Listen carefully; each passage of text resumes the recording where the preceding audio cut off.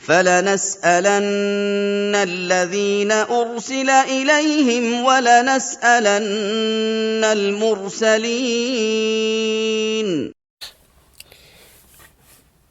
إن الحمد لله نحمده ونستعينه ونستغفره ونعوذ بالله من شرور أنفسنا ومن سيئات أعمالنا من يهده الله فلا مضل له ومن يضلل فلا هادي له وأشهد أن لا إله إلا الله وحده لا شريك له وأشهد أن محمدا عبده ورسوله أما بعد فإن أحسن الحديث كتاب الله وأحسن الهدي هدي محمد صلى الله عليه وسلم وشر الأمور محدثاتها وكل محدثة بدعة وكل بدعة ضلالة وكل ضلالة في النار. نعم. Louange à Allah, le maître de l'univers. Nous le remercions pour tous ses bienfaits qui ne cessent de nous combler. Et nous prions sur son noble messager, Muhammad ibn Abdillah, sur sa famille, ses compagnons, ainsi que tous ceux-là qui vont suivre, n'est-ce pas, leur voie jusqu'au jour de la rétribution. Et qu'Allah Jalla wa Ala nous compte, n'est-ce pas, parmi ces gens-là. Alors, ceci étant dit, chers frères, j'ai remarqué que beaucoup de gens s'affilient à la salafiyya, aiment la salafiyya. C'est une bonne chose, walhamdulillah, mais cela ne suffit pas. Il faut apprendre la méthodologie des salaf, ridwanullahi ta'ala alayhim. L'affiliation seulement ne suffit pas. Sinon, tout le monde peut dire que je suis salafi. Et khalas. Alors que suivre la voie des salaf, être salafi, c'est suivre la croyance sur laquelle étaient, n'est-ce pas, ses pieux prédécesseurs. Leur comportement, leur méthodologie, chercher la science, la mettre en application et autres. On ne se limite pas, n'est-ce pas, à dire que je suis salafi ou que je suis la voie des pieux prédécesseurs sans les imiter, sans réellement emprunter leur chemin. Car celui qui ne cherche pas à apprendre, à connaître ce sur quoi ils étaient, alors il va assurément tomber dans beaucoup d'erreurs. Il pense parfois que ce qu'il fait est conforme à la voie des salafs, alors que non, voyez-vous. Il peut même contredire un grand fondement des gens de la sunna sans s'en apercevoir. Tu peux aller vers cette personne-là, lui clarifier que voilà, ton fait contredit la voie des salafs. Par rapport à cet aspect-là, tu lui clarifies les choses, mais parfois, certains vont s'entêter. Voyez-vous, ils vont te mépriser, s'en détourner et autres. Tout ça pourquoi? Parce qu'on n'a pas réellement compris la salafiyya. Cela pourquoi? Parce qu'on n'a pas réellement compris cette salafiyya dont on se réclame. La salafiyya, chers frères, ne se limite pas au fait de dire que je suis salafi. Ou parce que j'écoute le cheikh Al-Fawzan, ou le cheikh Rabi' ou le cheikh Al-Albani, et autres parmi les mashaykh salafiyyin. Que cela veut dire quoi? Que je suis salafi. Combien d'égarés écoutent les cours du cheikh Al-Albani, ou ceux du cheikh Ibn Baz, ou encore ceux du cheikh Ibn Uthaymin, et j'en passe. Ils les mentionnent même comme référence dans leurs cours. Mais cela n'a pas empêché qu'ils soient quoi? Égarés. Le problème ne provient pas, pas de ces savants-là, voyez-vous. Ici, le problème ne provient pas de ces savants-là, mais plutôt de ces gens-là. Car ils ne veulent pas réellement apprendre leur religion. C'est vrai qu'il y a parmi eux qui connaissent la vérité, mais préfèrent suivre leur passion. Tout ça, c'est quoi? C'est de l'ignorance. Car s'ils avaient réellement compris ce que ces savants-là enseignent dans leurs cours, alors ils les auraient mis en application. Voyez-vous? Donc le salafi doit chercher à apprendre, n'est-ce pas, sa religion. Il ne reste pas dans l'ignorance. Il met en application ce qu'il a appris. Et lorsqu'il se trompe et qu'on lui clarifie ses erreurs ou son erreur, alors il revient sur son erreur et ne persiste pas dans le faux. C'est clair? Comme je disais, j'ai remarqué que beaucoup de gens s'affilient à la salafiyya en ignorant le manhaj salafi, ou un bon nombre de points relatifs au manhaj salafi. Alors, وجب علينا أن نبينها للناس ونوضحها لهم. Donc, il nous incombe de clarifier et expliquer cela aux gens. Naam. Afin que ceux qui ne connaissent pas cela prennent connaissance et prennent aussi garde. Et ceux aussi qui sont déjà tombés dans ce genre d'erreurs prennent connaissance de leurs erreurs ou de leurs erreurs et ne tombent plus dans la même erreur à l'avenir. Si et seulement si on cherche la vérité, et si et seulement si nous voulons plaire à Allah et non aux gens. أقول مستعينا بالله جل في العلا. Certes, l'islam nous demande d'avoir quoi? Une bonne opinion de notre frère musulman, le husn al-dhann. Et naam. On doit penser en bien de notre frère musulman et ne pas avoir de mauvaises pensées ou des pensées négatives du musulman. Et cela est connu, et nous avons déjà parlé de cela dans certains de nos cours. Non. Sauf que cela ne nous empêche pas de prendre quoi? Des précautions, de faire attention, de regarder, n'est-ce pas, de qui prendre notre religion. Et non. Le salafi ne prête pas ses oreilles à n'importe qui. Le salafi, il ne prête pas ses oreilles à n'importe qui. Il sait quoi? Qu'il s'agit de la religion. Que pour bien adorer Allah, pour plaire à son Seigneur, n'est-ce pas? Faire ce qu'il aime et agrée, délaisser ce qu'il n'aime pas et déteste, il faut quoi? La science. Innama yakhsha Allah min ibadihi al-ulama. Parmi ses serviteurs, seuls les connaisseurs craignent Allah. Comme a dit Jalla wa Ala. Comme Allah Jalla wa Ala a dit, n'est-ce pas? Et donc, cette science-là, qui nous permettra de bien adorer Allah, on ne l'apprend pas de n'importe quel musulman. Mais plutôt, il faut savoir de qui l'apprendre, afin de ne pas tomber dans des erreurs, des innovations, ou de faire le contraire de ce que ton Seigneur veut de toi, en pensant que tu es en train de faire quoi? De remplir ta balance de bonnes actions, alors que tu es en train d'encourir la colère d'Allah sans le savoir. Parce que tu as raté la base.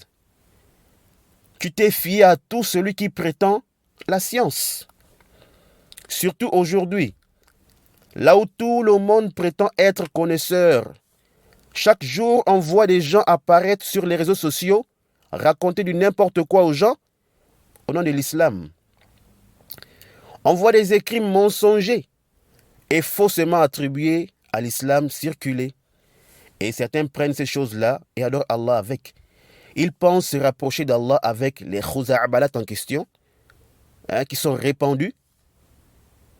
Voyez-vous la gravité de la chose? C'est grave, ya ikhwa. Et lorsqu'on met en garde contre ces gens-là, on dit quoi? Que vous êtes trop durs. Alors qu'en réalité, ce sont eux qui sont très laxistes. Mais ils ignorent cela. Voyez? On ne met pas en garde contre quelqu'un pour un profit mondain ou personnel. Bien au contraire, nous voulons de votre bien. C'est pour votre profit, si seulement vous le saviez. Walakinna akthar an-nasi la ya'lamun. La plupart des gens ne le savent pas. Qalla man yafqahu dhalik. Peu de gens comprennent cela. Voyez-vous? ils ignorent que ces réfutations-là, c'est pour leur propre profit en premier. Voyez-vous? Et qu'Allah Jalla wa Ala nous accorde la bonne compréhension de sa religion. Donc, chers frères, lorsque vous ne connaissez pas une personne, lorsque vous ne connaissez pas un prédicateur, un étudiant en sciences, un imam ou un cheikh, quelle doit être, n'est-ce pas, votre attitude face à cela? Quel est le comportement du salafi dans ce cas? Va-t-il directement se mettre à l'écouter en se basant sur le simple fait qu'il est quoi? Un ressortissant de l'université islamique de Médine ou de n'importe quelle université des pays arabes? Ou va-t-il se baser sur le fait que le musulman doit avoir une bonne opinion ou une bonne pensée de son frère? Ou encore, va-t-il dire qu'à la base, le musulman est intègre, crédible, donc je l'écoute, et je suis ses cours jusqu'à ce que je tombe sur une erreur ou jusqu'à ce que j'ai une preuve qu'il n'est pas crédible. Comme ils disent, al-aslu fil muslim al-adalatu hatta yatabayyana jarhuhu.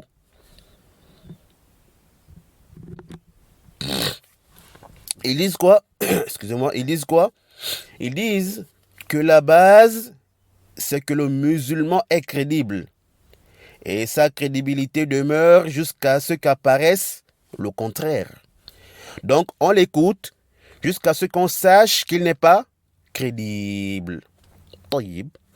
Nous disons que le salafi qui connaît sa religion et l'importance de son dîn ne se met pas à écouter et suivre les cours de quelqu'un qu'il ne connaît pas. Avant d'être quoi? Avant d'être rassuré qu'il est salafi et digne de confiance. Lorsqu'il voit un prédicateur, lorsqu'il entend parler d'un prédicateur, lorsqu'il entend que tel prédicateur de tel pays est arrivé dans son pays, alors qu'il ne le connaît pas, quelle est sa réaction première? Alors c'est bien de chercher d'abord à savoir si on peut écouter cette personne, et si on peut le recommander aux gens. Si la personne est crédible, si la personne, n'est-ce pas, est crédible, si elle est salafi ou pas. Mais il ne se met pas directement à écouter la personne parce qu'elle vient de tel pays, parce qu'elle a appris dans tel pays, ou encore parce qu'elle a quoi, une chaîne Telegram ou YouTube, ou parce qu'elle est populaire, n'est-ce pas, sur le net, ou pour d'autres raisons qui ne tiennent pas, voyez-vous. Car certes, il est recommandé d'avoir une bonne opinion du musulman, de ne pas avoir une mauvaise opinion du musulman, voyez-vous. Nous ne remettons pas cela en cause, mais nous disons plutôt, al-aslu fil muslimi al-islam. Nous disons que la base, c'est que le musulman demeure musulman. Il ne sort pas de l'islam que par une preuve claire. Man thabata islamuhu biyaqinin lam yazul anhu illa biyaqin. Voyez-vous. Celui dont nous avons la certitude de son islam, il ne sort de l'islam que par une autre certitude. Voyez-vous. Celui donc, une personne est musulman, ou bien une personne, dont on est sûr qu'il est musulman, il ne sort de l'islam que par quoi? Que aussi par une autre certitude. Donc ici, là, il ne sort de l'islam que par quoi? Une autre preuve évidente. Voyez-vous. Et non par quoi? Nos passions. Voyez-vous. Donc, ce prédicateur que nous ne connaissons pas là, nous gardons une bonne opinion de lui. Il est musulman. Voyez-vous, comme j'ai dit, on ne remet pas son islam en cause. où on ne dit pas qu'il n'est pas musulman. Non, il est musulman. Mais est-ce qu'il est crédible? Est-ce qu'il est salafi? Est-ce qu'on peut prendre notre digne de lui? C'est là le véritable problème. Hein? Aujourd'hui, tout le monde se réclame de la sunna. Tout le monde se dit quoi? Sunni. Et pourtant, nous savons tous qu'il y a plusieurs sectes qui existent, n'est-ce pas? Et la preuve, c'est quoi? C'est le hadith authentique du prophète sallallahu alayhi wa sallam, le hadith de Iftiraq, qui est très célèbre, dans lequel le prophète alayhi salatu wa salam, il nous informe quoi? Que sa communauté s'est divisée en 73 groupes. Nous avons donc quoi? Plusieurs sectes dans l'islam. Et le prophète nous informe que toutes ces sectes-là rentreront au feu, excepté une seule. Ou tous ces groupes-là vont rentrer au feu, excepté un seul groupe. Celui qui a suivi quoi? Ce sur quoi lui et ses compagnons étaient. Voyez-vous. Sur 73 groupes, il n'y a qu'un seul groupe qui sera sauvé. Ceux qui sont réellement sunnites.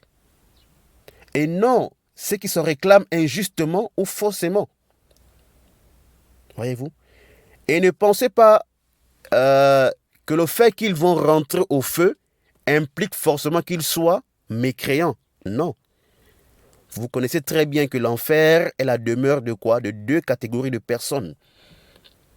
Une catégorie qui rentrera au feu et qui y restera éternellement. Cela sont quoi? Les mécréants. Voyez-vous. Et une autre catégorie qui va y rentrer pour être quoi? Châtiée, pour être purifiée de leurs péchés, de leurs manquements avant de rentrer au paradis. Donc ici, il n'y a pas de problème. On peut retrouver parmi ces sectes-là des égarés, pervers, et aussi des égarés, mécréants. C'est clair?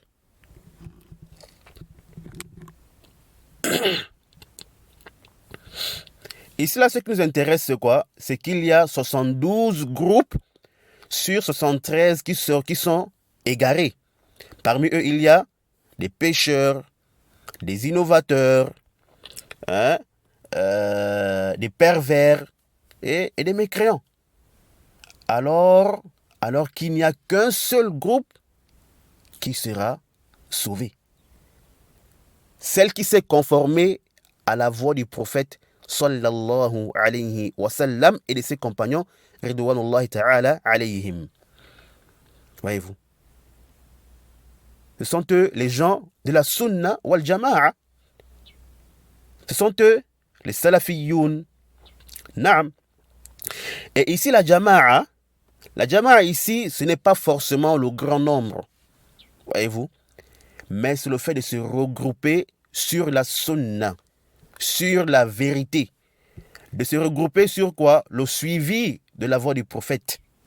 Voyez-vous. Donc même si tu es seul sur cette voie-là, tu es considéré comme quoi? La jama'a.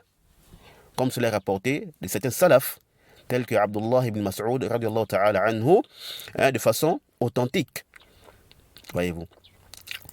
Donc, vous voyez ici que les gens de la sunna, ne sont pas, ou bien on va dire ici, ne sont qu'un seul groupe. Opposé à quoi? À 72 groupes. Voyez-vous.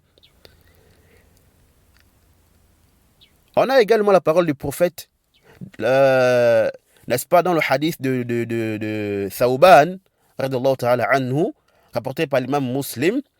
Il dit quoi? La tazalu ta'ifatun min ummati zahirina ala al-haqqi la yadurruhum man khadhalahum hatta ya'tiya amrullahi wa hum kadhalik. Le prophète sallallahu alayhi wa sallam dit ici: un groupe de ma communauté ne cessera d'être sur la vérité. Ceux qui les délaisseront ou les abandonneront ne leur nuiront point. Voyez-vous, ceux qui les abandonneront ne leur nuiront point. Ils seront ainsi jusqu'à ce que vienne l'ordre d'Allah. Yani, le vent qu'Allah enverra et qui fera mourir tout musulman sur terre. Naam. Ici, qu'est-ce qu'on remarque? Que parmi la communauté du prophète, malgré son grand nombre, il y aura toujours un groupe qui se conformera, n'est-ce pas, à la vérité, qui va suivre la voie du messager d'Allah jusqu'à sa mort. Et ceci est conforme au hadith précédent. Il s'agit de ce groupe-là qui sera sauvé parmi tant d'autres.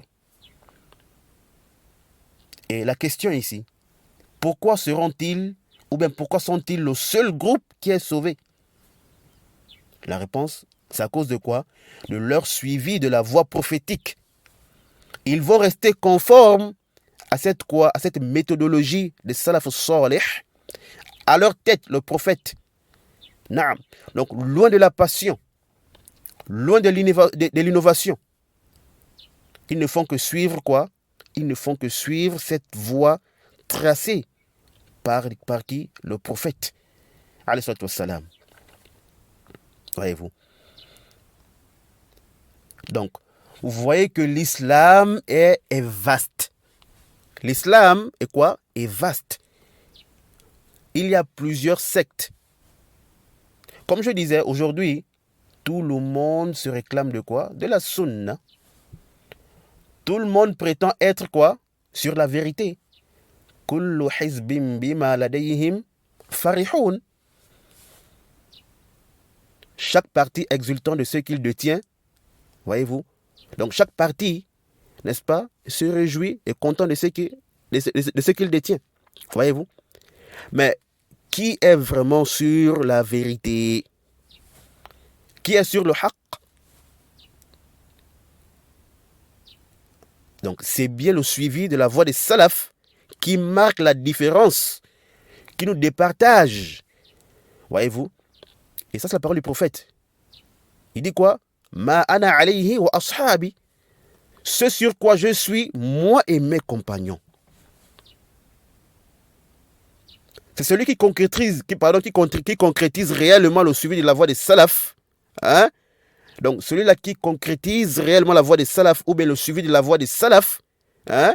Et non ceux-là qui les contredisent ou qui prétendent ou qui se réclament de la salafiyya, hein, sans réellement mettre en pratique ces enseignements.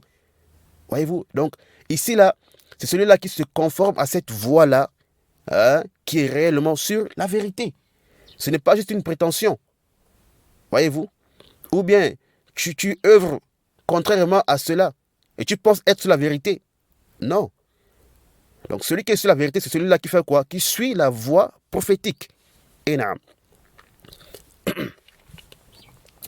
Alors, au regard de tout ça,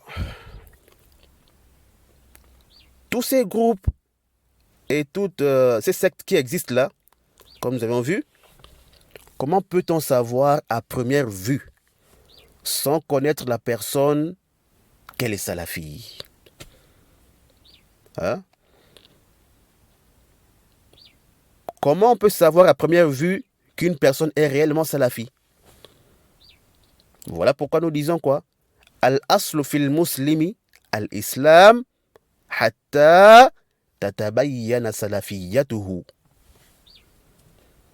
À la base, c'est que le musulman reste musulman jusqu'à ce qu'apparaisse qu'il est salafi. Cela pourquoi? Li'anna salafiyata wasfun zaid.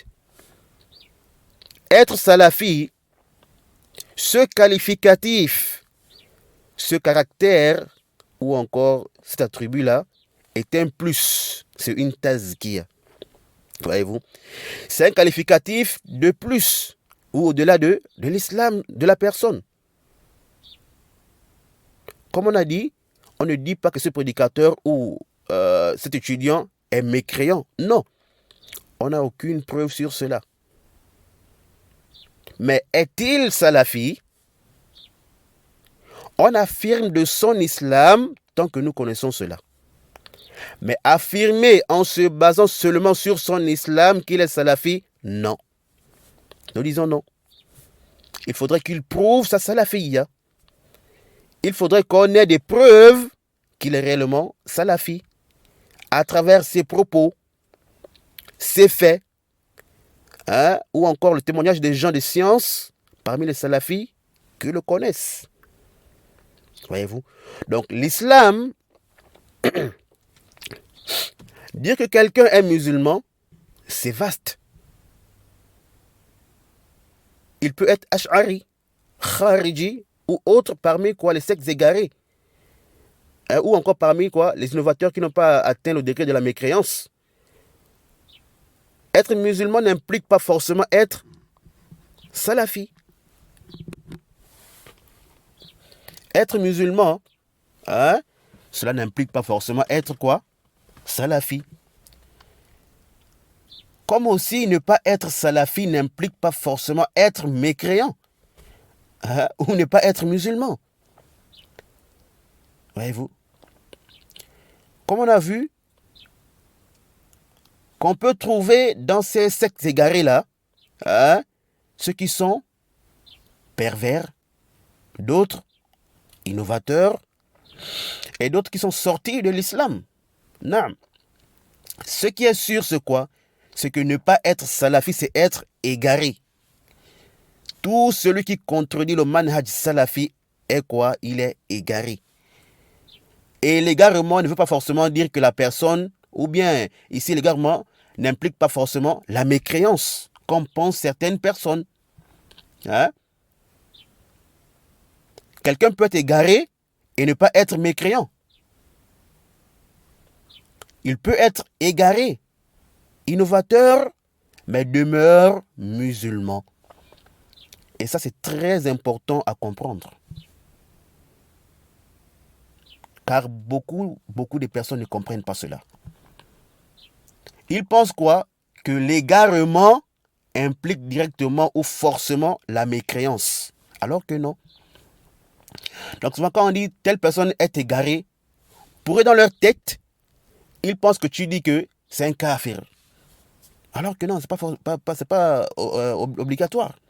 Il peut être égaré, il reste dans dans la généralité de l'islam, mais il n'est pas kafir. Parfois aussi, il peut être égaré et mécréant. Donc, faites attention à cela. Il faut bien comprendre cela. Voyez-vous? Donc, affirmer que quelqu'un est salafi, ya ikhwa, c'est quoi? C'est une tazkiya. C'est une tazkiya. Mais sur quoi t'es-tu basé pour dire cela? Est-ce sur le fait qu'il soit simplement musulman? Alors ça, c'est une tazkiya qui n'est basée sur rien en réalité. Pourquoi? Car si on suit cette logique, on va rendre les Murji'a, les Mu'tazila et autres Salafiyin, on dirait qui sont des salafis. Car ils sont aussi musulmans, de manière générale. Car on peut trouver, n'est-ce pas, des mécréants parmi ces sectes-là. Donc, ce sont des sectes islamiques, bien qu'ils soient égarés. Voyez-vous? Voilà pourquoi ceux-là qui se basent sur l'islam de la personne pour dire qu'elle est crédible, ils disent quoi?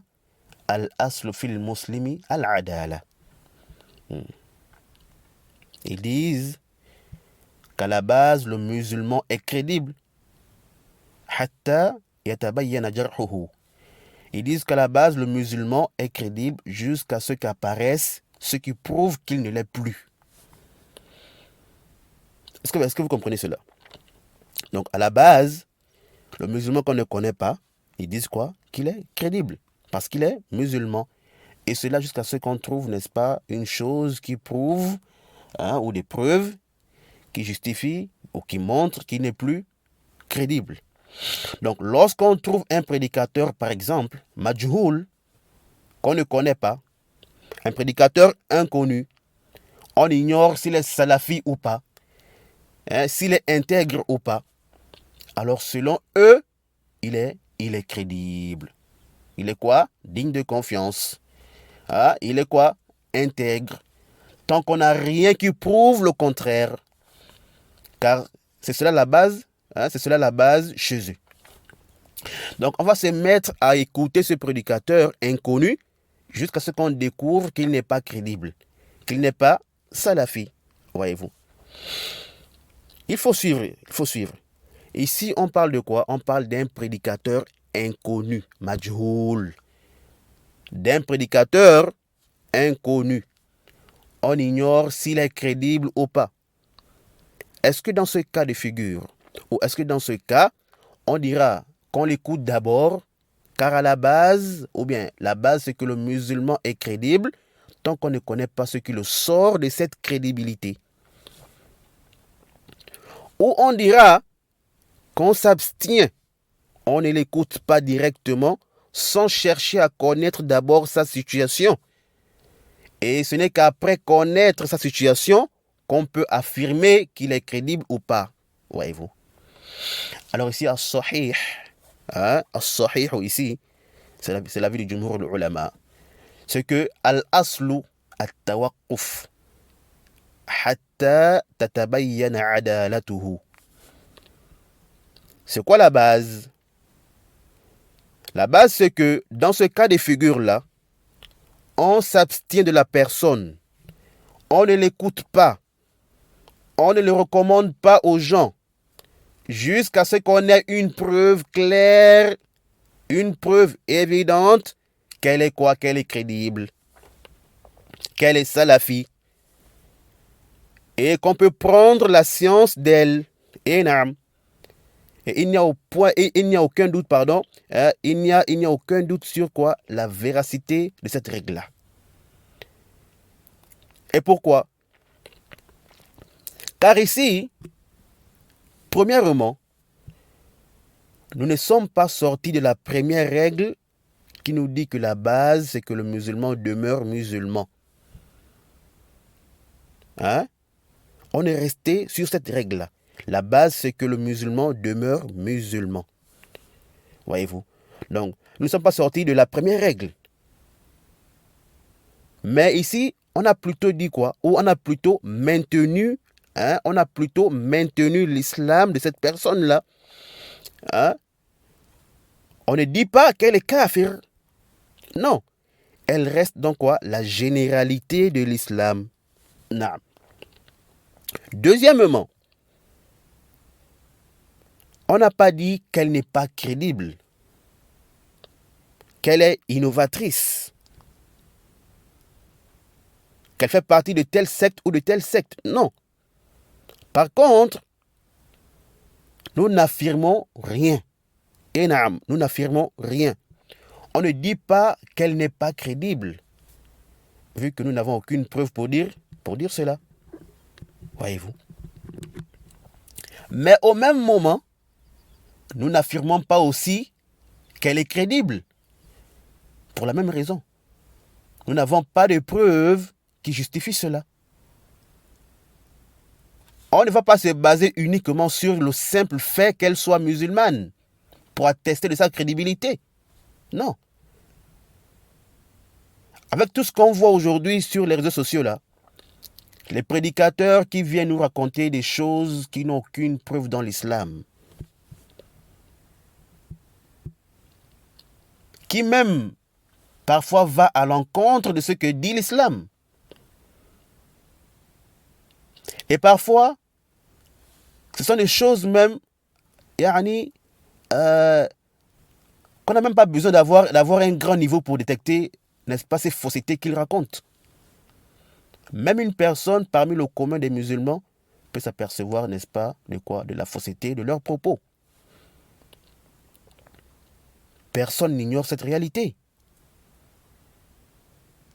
Alors, comment voulez-vous qu'avec tout ça, avec tout ce qu'on voit là, on va recommander ou laisser les gens écouter un inconnu ou prendre la science de lui alors qu'on ignore son manhaj?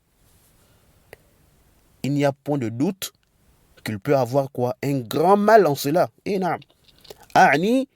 Le fait de se baser sur quoi? C'est basé sur l'islam de quelqu'un pour dire qu'il est crédible. Car tu vas te mettre à l'écouter, apprendre ta religion de lui. Il peut t'enseigner quoi? Des mauvaises croyances. Mettre en toi des ambiguïtés. Le temps que tu te rendes compte, son amour a déjà dominé ton cœur. À cause de quoi? De son éloquence. Tu ne peux plus te passer de l'écouter. Même lorsque tu as su la vérité, qu'il n'est pas crédible, qu'il est un homme de secte, tu vas refuser la vérité. Et tu vas essayer de faire quoi? De lui trouver des excuses. Et dire comme on entend toujours, ou comme on entend aujourd'hui, tout le monde fait des erreurs. Et là, c'est même le plus petit degré. Lorsque tu acceptes quand même qu'il fait des erreurs, même si c'est un égarement ou des erreurs graves. Mais al-adha wal-amar, c'est celui qui ne peut plus accepter les erreurs de son cheikh, ou disons de cette personne-là. Pourquoi? Parce qu'il s'est déjà fanatisé. Alors, tout est clair devant lui. Tu vas lui apporter toutes les preuves possibles. Il ne pourra plus ou il ne pourra pas l'accepter. Pourquoi? Parce que l'amour de ce dernier a déjà dominé son cœur. Il s'est déjà quoi? Fanatisé. Il ne peut plus reconnaître la vérité. Comment on voit aujourd'hui? Voyez-vous le mal qui découle de cette mauvaise règle-là? Dire qu'il est musulman, il est donc crédible. On peut donc apprendre avec lui sans chercher d'abord à connaître sa situation, n'est-ce pas? Voyez-vous que c'est à quoi ça peut conduire? Alors que si tu étais parti sur la base que Naam, c'est un musulman, Naam, c'est un étudiant en sciences, Naam, c'est un prédicateur, mais cela ne suffit pas. Cela ne suffit pas pour que je prenne ma science de lui. Je dois d'abord le mettre bain al-qawsayn, entre parenthèses, et faire quoi? Chercher à connaître sa situation auprès des gens crédibles qui le connaissent. Est-il intègre ou pas? Peut-on prendre la science de lui? Voyez-vous, si tu avais mis en pratique cette règle, si tu avais pris les précautions, tu n'allais pas te retrouver dans cette mauvaise situation. Pourquoi? Car toi, tu vas écouter la personne parce qu'elle est crédible. Donc, elle dit la vérité. Elle enseigne ce qui est conforme au Coran et à la Sunna. Elle suit la voie des pieux prédécesseurs. Ça veut dire quoi? Ça veut dire que toi, tu t'es mis à l'écouter qu'après avoir eu les preuves de cela. Et comme nous le savons, personne n'est à l'abri de l'égarement, tant que nous sommes en vie, et qu'Allah Jalla wa Ala nous maintienne sur le droit chemin et sur la vérité, jusqu'à ce qu'il prenne nos âmes. Donc, le jour où cette dernière va dévier de la vérité, alors il sera facile pour toi d'accepter ses erreurs. Et de ne pas te fanatiser pour elle. Car tu es parti d'une bonne base. Voyez-vous, tu es parti de quoi? D'une bonne base. C'est que tu n'étais permis de l'écouter que pour sa crédibilité dont tu as eu les preuves avant de l'écouter. Mais dès qu'elle perd cette crédibilité, alors tu la délaisses. Car toi, tu as ta balance. Voyez-vous.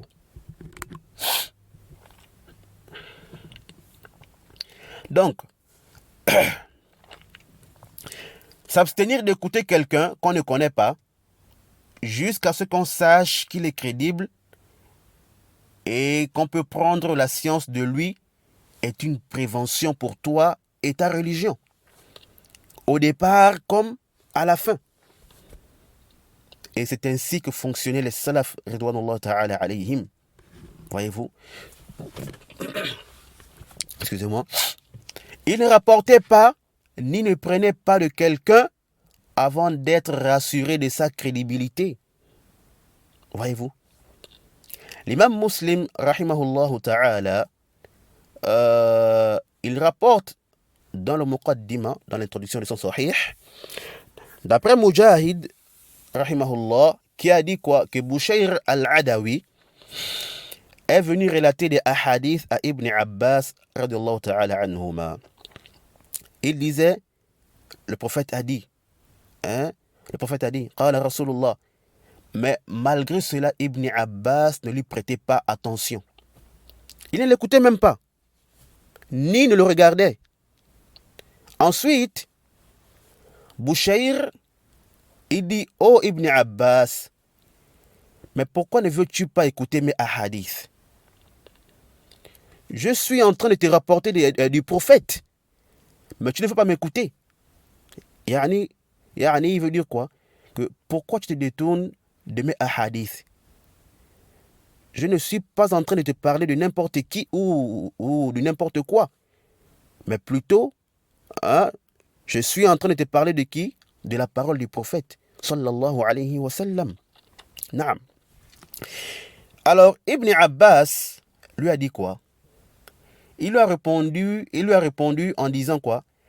Inna kunna marratan idha sami'na rajulan yaqul qala Rasulullah sallallahu alayhi wa sallam ibtadarathu absaruna wa asghayna ilayhi bi adhanina falamma rakiba an-nasu as-sa'ba wadh-dhalula lam na'khudh min an-nasi illa ma na'rif.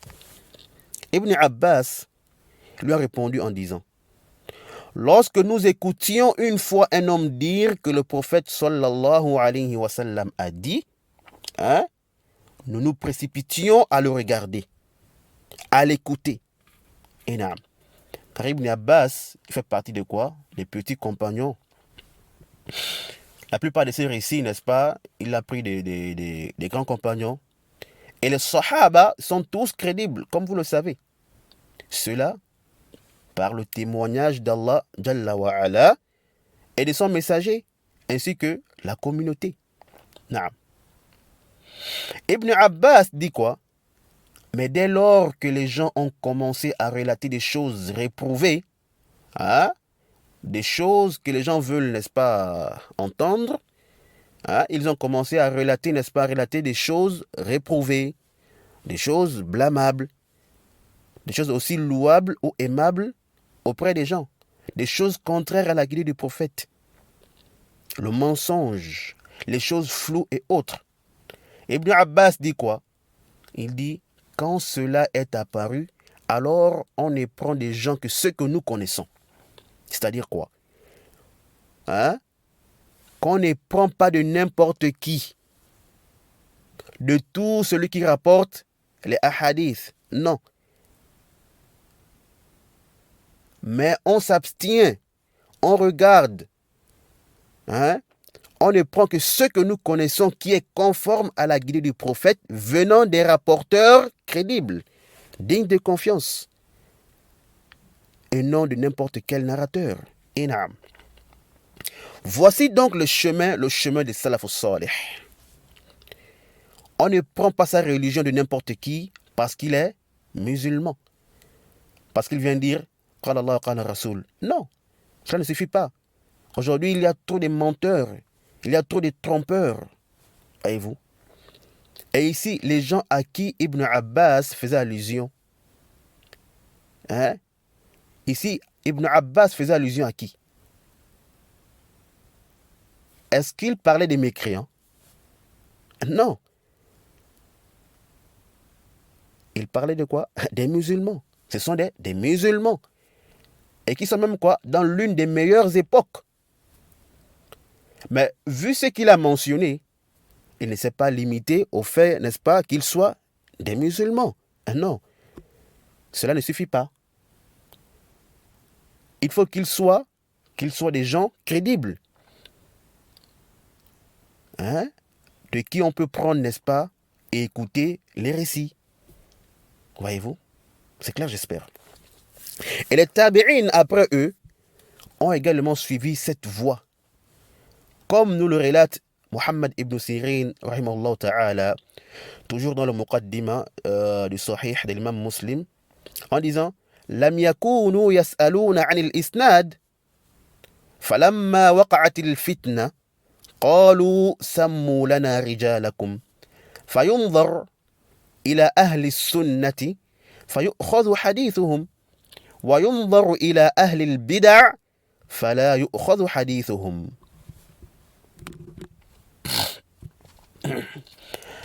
نعم, Muhammad ibn Sirin, qu'Allah lui fasse miséricorde, nous dit ici là, il ne demandait pas au sujet de la chaîne de transmission, mais lorsque la fitna est apparue, ils dirent mentionnez-nous vos hommes. Hein? Yani ici à l'époque des compagnons et certains grands tabi'in avant. Car comme on a dit, les sahaba sont tous quoi? Crédibles, n'est-ce pas? Ils rapportaient les uns des autres, voyez-vous, sans avoir aucun doute.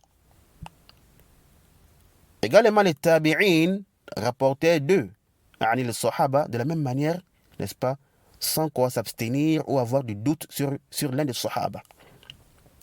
Mais après la fitna qui est arrivée, lorsqu'on a tué Uthman, radiallahu ta'ala anhu, la fitna des Khawarij, il y a eu également l'apparition des sectes, des menteurs, des innovateurs et autres.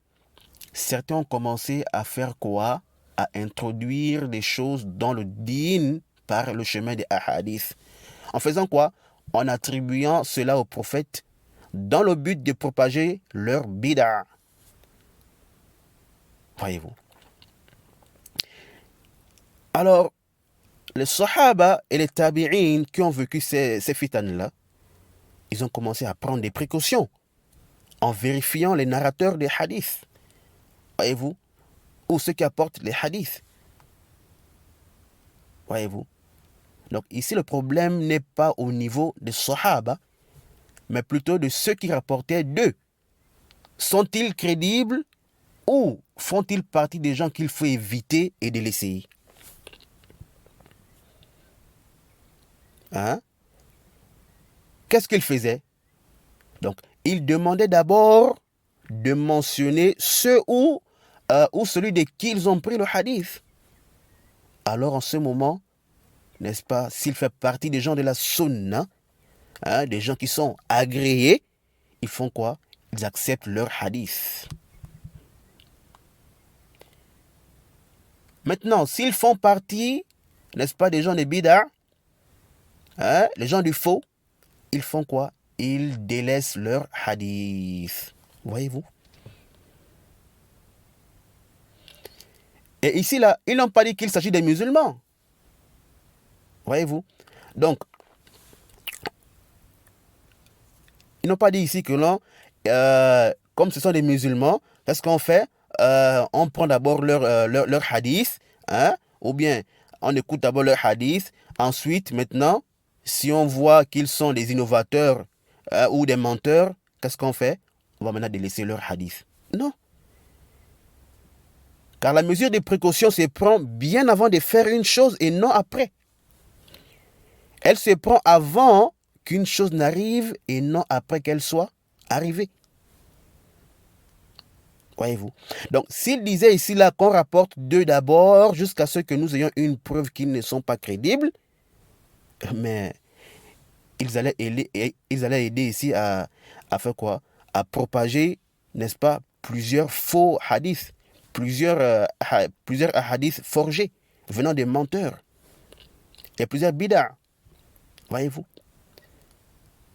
Et avant qu'ils ne s'en rendent compte, n'est-ce pas, de la situation de ces narrateurs-là, combien de gens allaient adorer Allah avec ces récits mensongers? avec ces faux récits. Et d'autres même qui seront peut-être morts avec quoi, ces faussetés dans leur tête. Voyez-vous. Pour éviter tous ces grands mâles-là, il faut d'abord t'abstenir de la personne, jusqu'à ce que tu saches que tu peux prendre ta religion d'elle ou pas. Voyez-vous.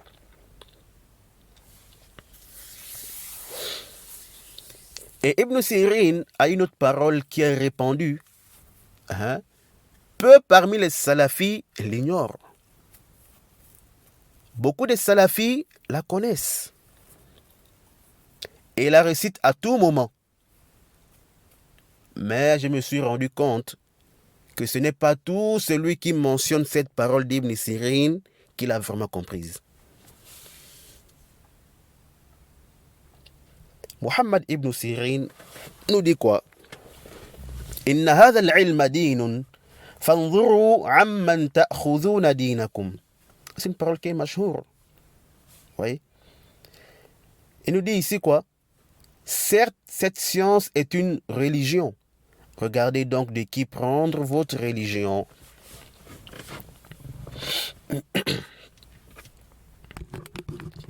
Beaucoup de gens répètent cela sans vraiment bien comprendre cette parole. Beaucoup répètent cette parole, mais au moment de la mettre en pratique, on se demande s'ils l'ont oublié ou s'ils font semblant de l'oublier. Ya ikhwa, les salaf, rahimahumullahu jami'an, ne disaient pas ce qu'ils ne faisaient pas. Leurs propos et leurs faits étaient cohérents. Il ne suffit pas de répéter ou de mémoriser des choses et ne pas les mettre en pratique. Donc, certaines personnes, lorsqu'il s'agit de mettre cette parole-là et ces règles-là en pratique, on n'entend plus cette parole d'Ibn Sirin ou celle qui lui est semblable. Là. Et d'autres ont fait quoi? Ils ont restreint cette parole à une catégorie de personnes. Les gens de l'innovation. Ou ceux-là qui ont dévié. Voyez-vous. Alors qu'en réalité, cette parole est une règle générale. On l'applique sur les innovateurs, sur ceux qui ont dévié du droit chemin. On ne prend pas d'eux. On les délaisse. Mais elle doit aussi, n'est-ce pas, s'appliquer dans le sujet dans lequel nous sommes. Le cas de celui dont on ignore la situation.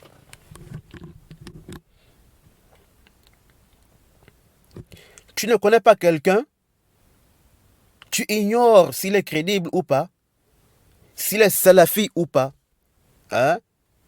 Peux-tu prendre ta science de lui ou pas? Tu te mets directement à l'écouter. Mais où est passée, n'est-ce pas, cette science est une religion, regardez donc de qui la prendre. Où est passée cette parole-là? En te mettant à écouter un inconnu, es-tu sûr que tu as regardé de qui prendre ta religion? Tu as d'abord cherché à connaître, n'est-ce pas, le cas de cet inconnu-là. Qui est-il? Où est-ce qu'il a appris? Avec qui? Quelle est sa croyance? Son manhaj? Quelles sont ses fréquentations? Et plusieurs autres questions auxquelles tu dois avoir des réponses avant de l'écouter. Voyez-vous? Car le fait que quelqu'un soit inconnu, ça peut être quoi? Ça peut être relatif.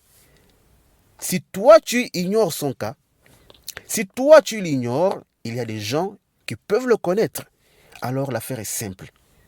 C'est quoi l'affaire? L'affaire est simple. Demande juste aux gens de confiance parmi les salafis qui le connaissent.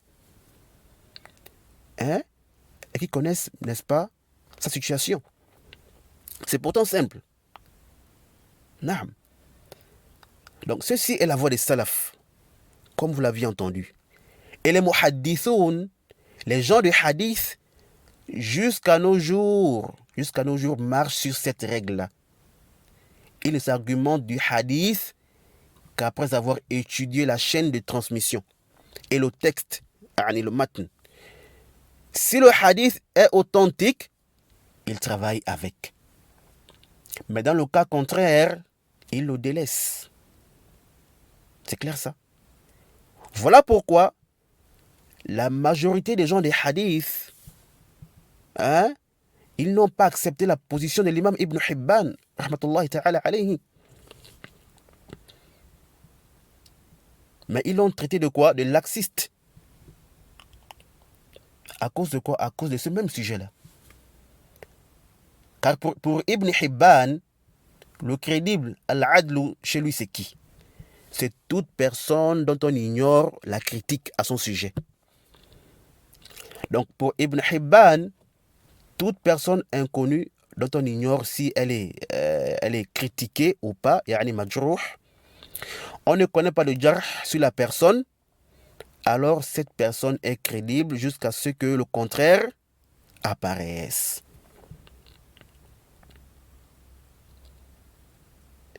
Et Ibn Hibban a appliqué cette règle-là dans son livre intitulé Al-Thiqat, un livre qu'il a écrit sur les narrateurs crédibles, voyez-vous. Mais qu'est-ce qu'il a fait? Il y mentionna plusieurs narrateurs inconnus. Lui-même mentionne cette règle-là au début de son livre. Et aussi, tout celui qui lit ce livre-là, il peut témoigner de ça. Car parfois, Ibn Hibban, en parlant des narrateurs, ou de certains narrateurs, n'est-ce pas, il dit clairement, je ne le connais pas. Tu vois, il dit, je ne le connais pas, ni son père, ni sa mère. Ou il dit, je ne connais pas qui il est et le fils de qui il est. Il n'y a pas de doute que ceci est quoi? C'est du laxisme. Comment peut-on attester de la crédibilité d'une personne qu'on ne connaît pas? Lui-même, il dit clairement qu'il ne le connaît pas.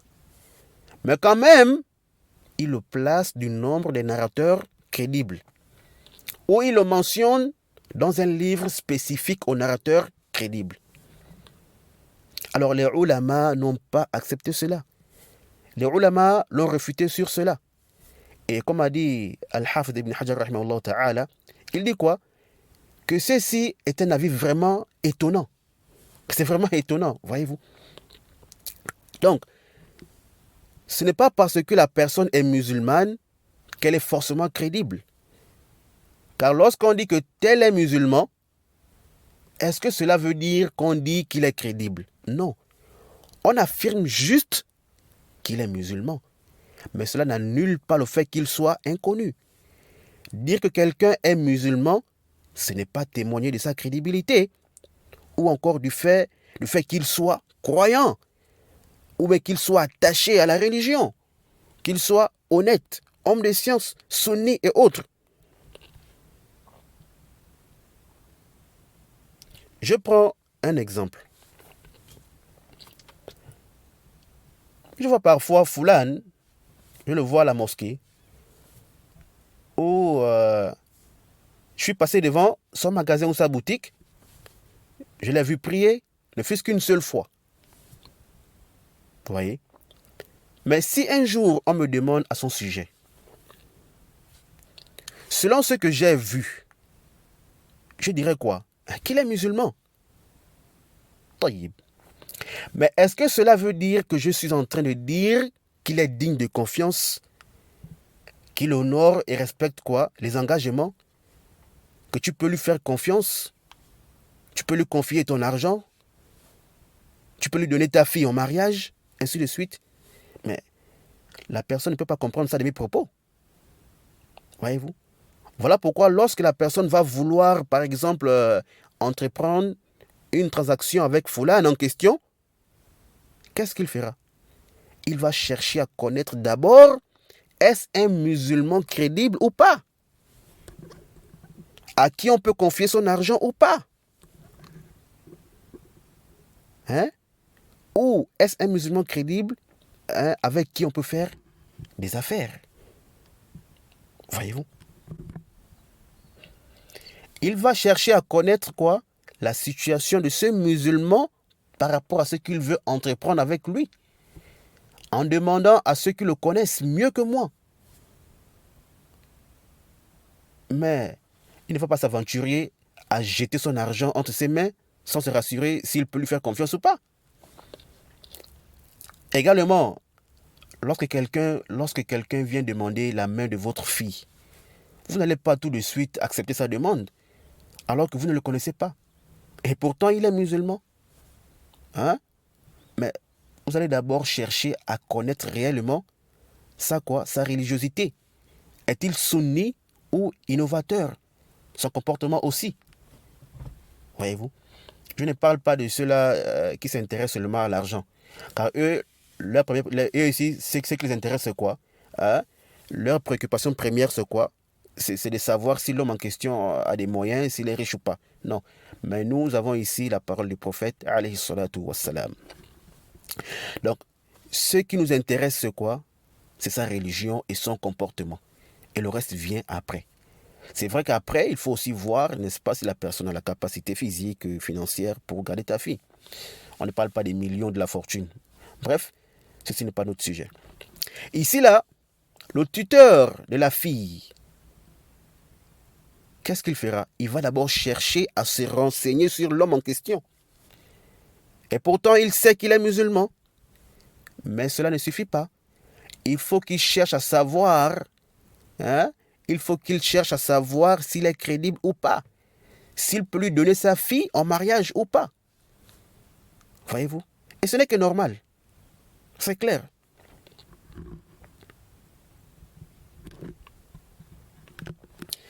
Alors nous disons, si les gens ne se limitent pas au fait que la personne soit musulmane dans des affaires mondaines, mais ils cherchent d'abord à connaître la personne, sa crédibilité, avant de s'engager avec elle.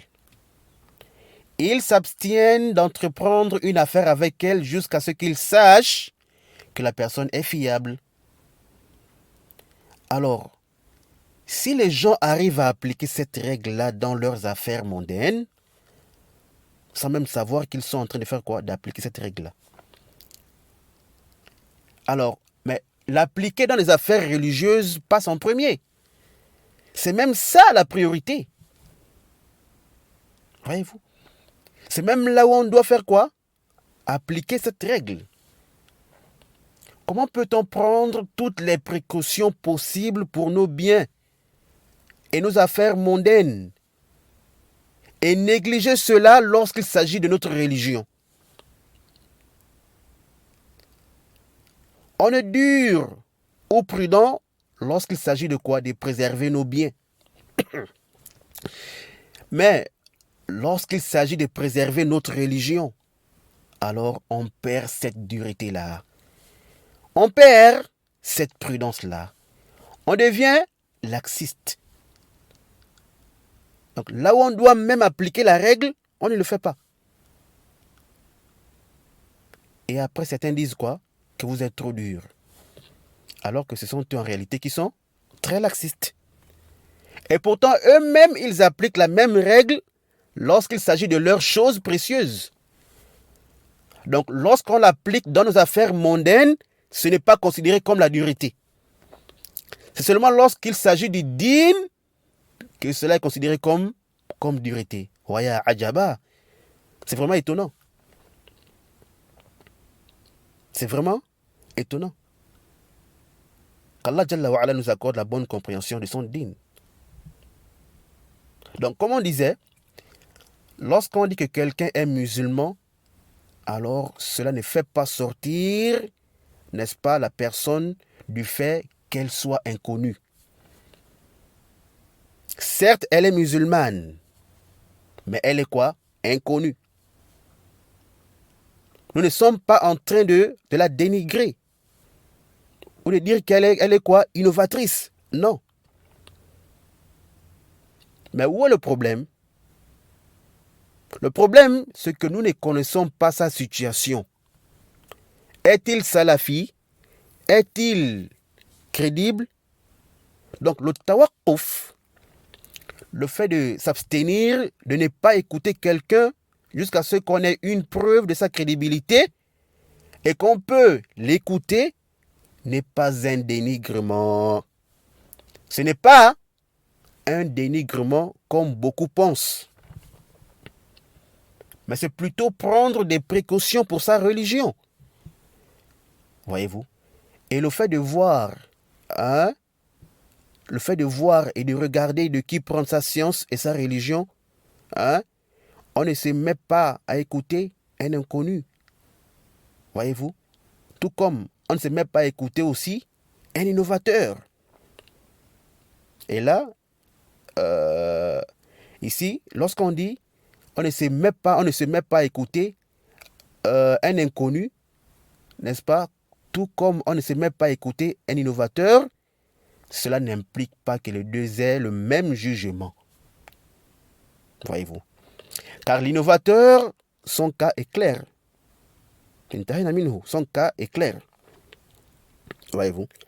Mais l'inconnu, son cas n'est pas clair. On ne le connaît pas. Mais ce n'est qu'après le connaître qu'on peut l'écouter s'il est salafi, digne de confiance. Ou on ne l'écoute pas et dire maintenant clairement qu'il est innovateur ou qu'il n'est pas digne de confiance, qu'il n'est pas salafi. Voyez-vous?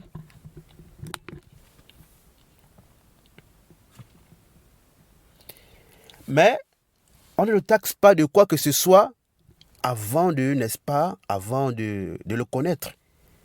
Mais plutôt on s'abstient, comme nous avions expliqué.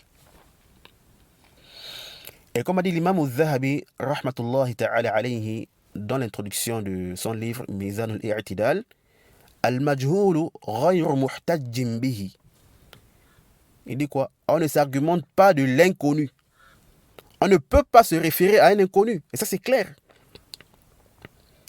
Et c'est comme aussi a dit Al-Hafidh ibn Hajar, rahimahullah ta'ala, dans le Nuzha, lorsqu'il parlait du Mastour, il a dit quoi? La yutlaqu al-qawlu biraddiha, wa la biqabuliha, bal yuqal hiya mawqufatun ila istibanati halihi. Donc ici, là, il parlait de quoi? Par rapport au rapportage du Majhul al-Hal. Il dit, on ne dit pas que son rapportage est rejeté ni accepté. Voyez-vous? On ne dit pas quoi? Que son rapportage est rejeté ni accepté. Mais on dit plutôt que son rapportage reste arrêté ou en suspension jusqu'à ce qu'on sache ou bien jusqu'à ce que son cas devienne clair. Voyez-vous? Donc son rapportage reste quoi? En suspension. On n'accepte pas, on ne rejette pas. Mais ça reste quoi? En suspension jusqu'à ce que, n'est-ce pas, le cas du majhoul devienne clair. Voyez-vous? Donc c'est la même chose qu'on dit ici. Avec ce prédicateur ou étudiant inconnu. On ne le dénigre pas. On ne le rend pas aussi crédible. On ne l'écoute pas. On ne le conseille pas aux gens. Mais son cas est quoi? En suspension. En cours d'étude. On s'abstient jusqu'à ce qu'on connaisse réellement sa situation.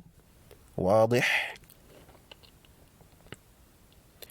Car c'est clair que quelqu'un qu'on ne connaît pas, qu'on ignore, comment peut-on aussitôt connaître s'il est crédible ou pas?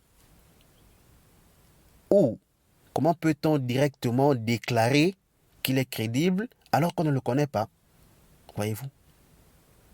Nous n'avons en fait que 3 possibilités. Soit la personne est crédible, chose qu'on ne peut pas affirmer pour un inconnu. C'est clair. Soit la personne n'est pas crédible, elle est majrouh. On ne peut pas aussi l'affirmer pour l'inconnu. C'est clair. Sinon, ce serait quoi? Ce serait lui causer du tort ou parler sur elle injustement. Et ce sera aussi, n'est-ce pas, parler sur elle sans aucune preuve. Et non. La troisième possibilité, c'est quoi? C'est l'abstinence. On n'affirme rien sur la personne. Pas de critiques ni d'éloges. Car on ne le connaît pas ou on ne la connaît pas. On ne pourra donner un jugement clair qu'après l'avoir connu. Voyez-vous. Donc il n'y a point de doute que la troisième possibilité est aslam pour nous. C'est la meilleure pour nous. Inab. Alors Allah Jalla wa Ala nous dit dans le verset 282 de la sourate 2, lorsqu'il parlait des règles relatives au crédit. Donc en parlant des témoins, il dit quoi? وَاسْتَشْهِدُوا شَهِيدَيْنِ مِنْ رِجَالِكُمْ فَإِنْ لَمْ يَكُونَا رَجُلَيْنِ فَرَجُلٌ وَامْرَأَتَانِ مِمَّنْ تَرْضَوْنَ مِنَ الشُّهَدَاءِ Al-Aya. Selon une traduction approximative, Allah dit quoi? Faites-en témoigner par 2 témoins parmi vos hommes.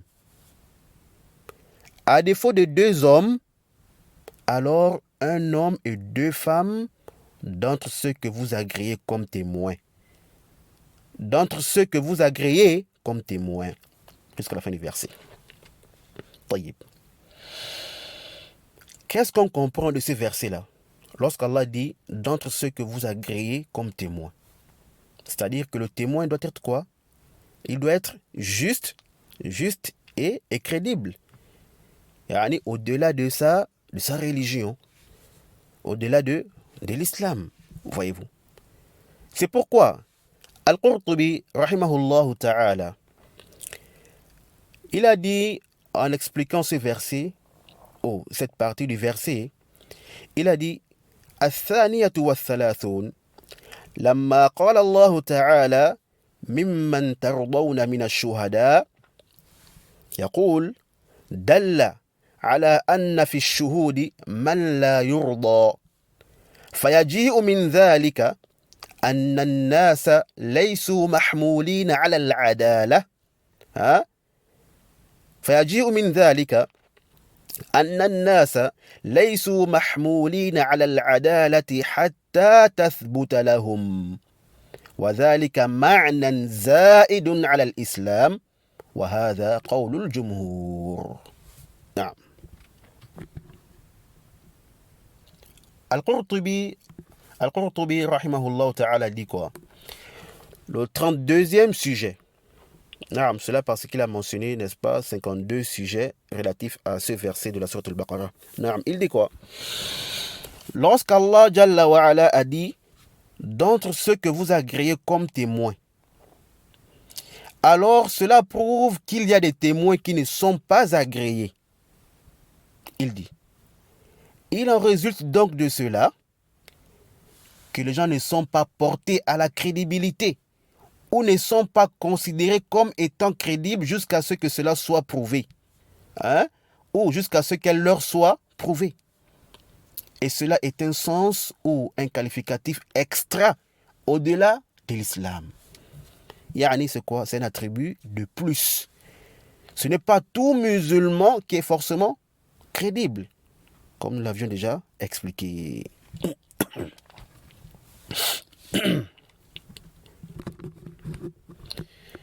Allah Jalla wa Ala dit également wa ashhidu zawi adlin minkum. Allah dit quoi? Et prenez 2 hommes intègres parmi vous comme témoins. Ici là, Allah Jalla wa Ala n'a pas dit prenez 2 personnes ou 2 musulmans parmi vous. Mais il a plutôt dit quoi? 2 personnes intègres. Yani l'islam plus l'intégrité. Cela prouve quoi? Une fois de plus, qu'on ne se limite pas à l'islam seulement.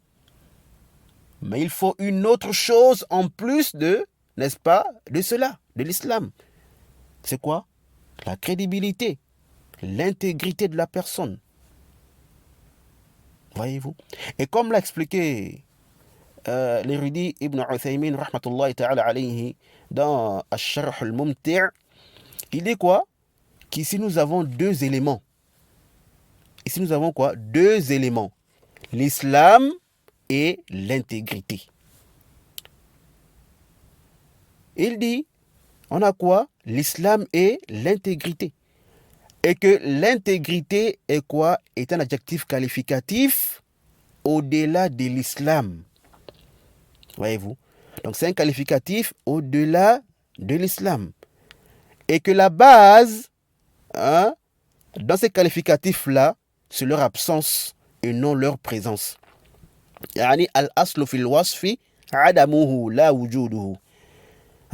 الأصل في الوصف عدمه لا وجوده. Donc, la base dans ces qualificatifs, ou ces attributs et autres, c'est quoi? C'est, n'est-ce pas, l'absence et non la présence. C'est-à-dire quoi? Qu'on ne peut qualifier quelqu'un d'une chose ou d'un qualificatif que si on trouve réellement le critère ou cette chose-là chez la personne. Exemple.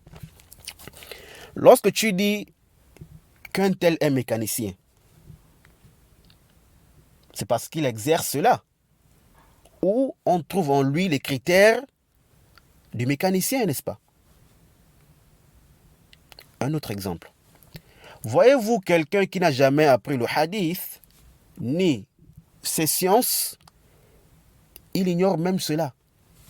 Peut-on l'appeler ou le qualifier de muhaddith? À vous-même de répondre. Également, quelqu'un qui ne cherche pas les sciences islamiques, il est dans sa dunya, il n'apprend pas les sciences islamiques. Peut-on le qualifier d'étudiant en sciences? Hasha wa kalla. Ainsi de suite.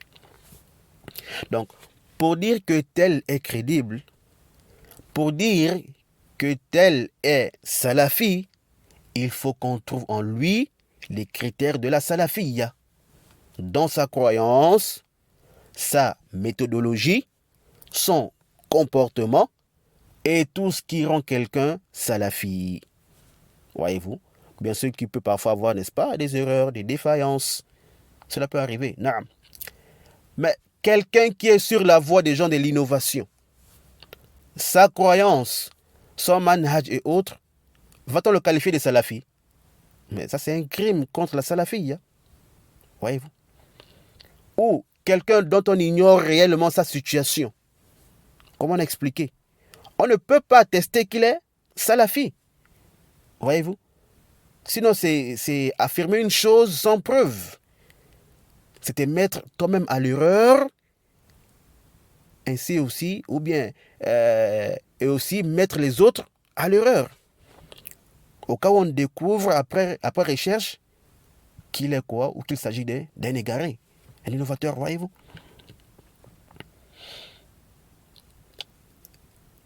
Et que quelqu'un ne vienne pas dire ici qu'il y a une différence entre le témoignage et le reportage. Nous disons naam, mais les deux ont des points communs, même si ce n'est pas dans tout et pour tout. Voyez-vous. Et vous avez vu que les ulama se sont, n'est-ce pas, argumentés de certains textes relatifs au témoignage sur notre sujet. Et comme nous avions dit, c'est un sujet à divergence, mais il n'y a point de doute, il n'y a aucun doute que l'avis du Jumhur al-Ulama dans cette mas'ala est la vérité avec laquelle on doit travailler. Car il est conforme au texte et à la raison saine, comme vous avez pu, n'est-ce pas, comme vous avez pu le constater. Et si Allah Jalla wa Ala nous accorde longue vie, si Allah Jalla wa Ala nous accorde longue vie et nous facilite, n'est-ce pas, d'étudier un livre sur la critique et l'éloge, on pourra rentrer dans tous ces détails-là et pourquoi pas voir les différents avis ainsi que les arguments sur lesquels, n'est-ce pas, ils se sont basés. Car pour mieux comprendre ces sujets-là, il faut étudier la science des hadiths, la critique et l'éloge. Voyez-vous. Les savants, de manière générale, et les gens des hadiths particulièrement ont traité ces questions-là. Vous voyez, ils les ont détaillées. Vous pouvez retourner au livre d'Al-Jarh wa Ta'adil ou au livre, n'est-ce pas, sur la biographie, n'est-ce pas, des narrateurs de manière générale. Aussi au livre de Mustalah al-Hadith et également sur le livre d'Ibn al-Qayyim, Bada'i' al-Fawaid et plein d'autres, parmi les anciens et les contemporains. Bon, même si je conseille, je conseille vivement de lire Thamarat al-Nadar de l'Amir al-Sana'ani, rahimahullah ta'ala, et son livre aussi Tawdih al-Afkar, voyez-vous. Mais celui qui lit Thamarat al-Nadar peut se passer de Tawdih al-Afkar concernant ce sujet-là. Alors je pense qu'on va se limiter à ce qui a été dit, car cela suffit largement pour celui qui veut comprendre. Voyez-vous. On ne peut pas tout apporter ici. Et qu'Allah Jalla wa Ala nous donne la bonne compréhension de son dîn, qui nous maintienne sur la voie des salaf salih jusqu'à la mort, et qui nous montre la vérité et nous facilite de toujours l'accepter, et nous montre également le faux, et nous facilite, n'est-ce pas, de nous en éloigner. Qu'il ne laisse pas nos cœurs dévier après les avoir guidés, et qu'Allah Jalla wa Ala nous éloigne de toute fitna apparente comme cachée. Allahumma stajib. Alors je vais terminer bi'idhnillahi ta'ala avec la mention de cette parole de l'imam al-Barbahari rahimahullah ta'ala dans Sharh al-Sunnah à la page 122, là où il dit rahimahullah: ولا يحل لرجل مسلم أن يقول فلان صاحب سنة حتى يعلم منه أنه قد اجتمعت فيه خصال السنة. Il dit quoi? ولا يحل لرجل مسلم أن يقول فلان صاحب سنة حتى يعلم منه أنه قد اجتمعت فيه خصال السنة. لا يقال له صاحب سنة حتى تجتمع فيه السنة كلها. L'imam al-Barbahari rahimahullah ta'ala, il dit: il n'est permis à aucun homme musulman de dire un tel est un homme de la sunna jusqu'à ce qu'il sache que les critères ou les qualités de la sunna se sont réunis en lui. Il dit: on ne dit pas de lui homme de la sunna jusqu'à ce que toute la sunna se regroupe en lui. Rahimahullah ta'ala. Alors je vous laisse méditer sur cette parole, car nous avions déjà trop parlé, alors que mon but était, n'est-ce pas, juste d'attirer l'attention de mes frères salafis sur ce point où j'ai remarqué des incompréhensions ou des mauvaises compréhensions chez certains, et d'autres même qui l'ignorent complètement. Wallahu al-musta'an. Et na'am. Wa subhanaka Allahumma wa bihamdik ashhadu an la ilaha illa ant astaghfiruka wa atubu ilayk.